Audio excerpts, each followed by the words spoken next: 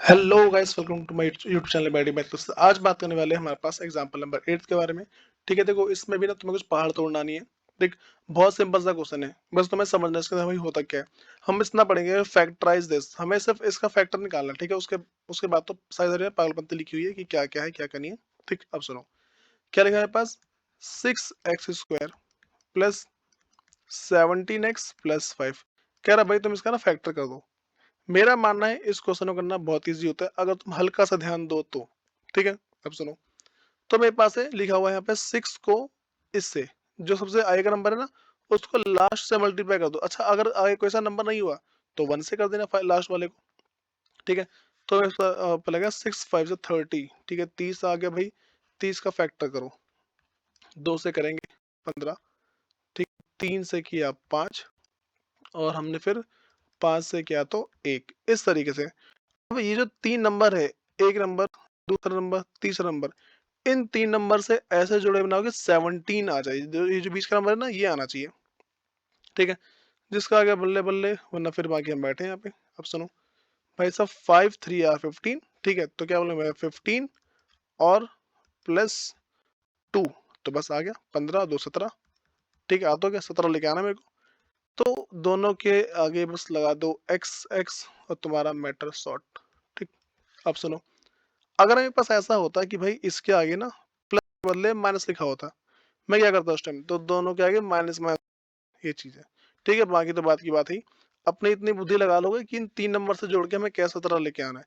बस तुम्हें ही दिमाग लगाना है, उसके बाद तो दिमाग लगाने की जरूरत है नहीं, वरना पक्का तुम्हारे घुटनों में दर्द होगा।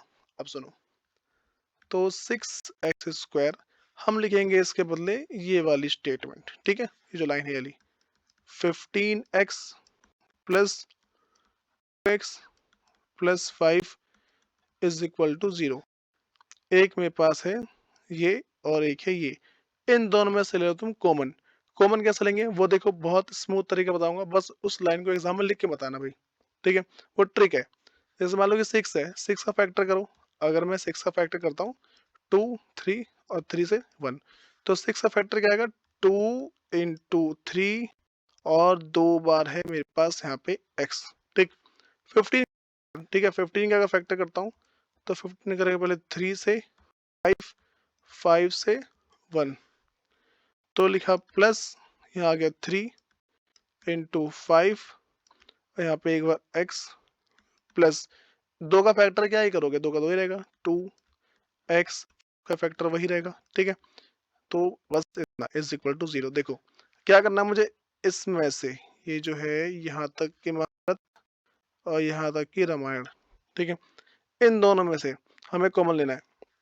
ये देखो, यहाँ पे 2 लिखा हुआ है, ये जो यहाँ पे 2 लिखा हुआ है, बताओ यहाँ पे तुम्हें 2 दिख रहा है नहीं यहाँ पे, लेकिन यहाँ पे 3 है और यहाँ पे 3 है, तो जो दोनों तरफ हो उसको लिख दो बाहर। ठीक है, यहाँ पे एक बार x है भाई साहब, यहाँ पे भी है।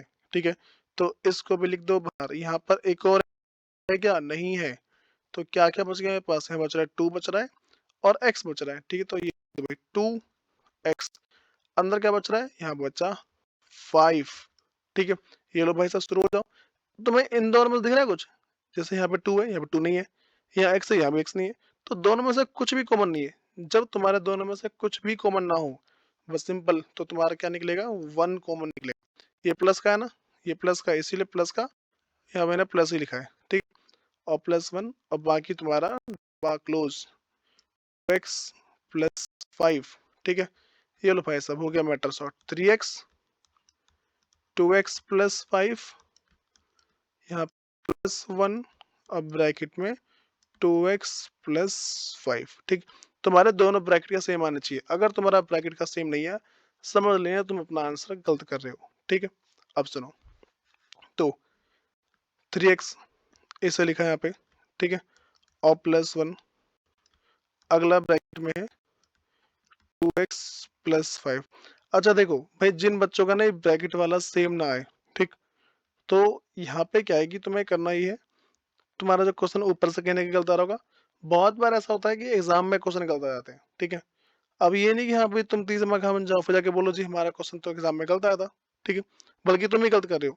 मेरा एक स्टूडेंट, ठीक है, उसने मुझे ऐसे बताया था, उसका मैंने टेस्ट में दिया था। ठीक है, एक टेस्ट हुआ था, मैंने उसको टेस्ट में क्वेश्चन दिया, वो था थोड़ा सा ओवर स्मार्ट, ठीक है। वो बोलता है भाई साहब कि भैया आपने क्वेश्चन ही गलत दिखाया। भाई टोटल 75 बच्चों में 70 प्लस बच्चों में से 2 बच्चे से 30 मार्क आने हैं मेरे पास।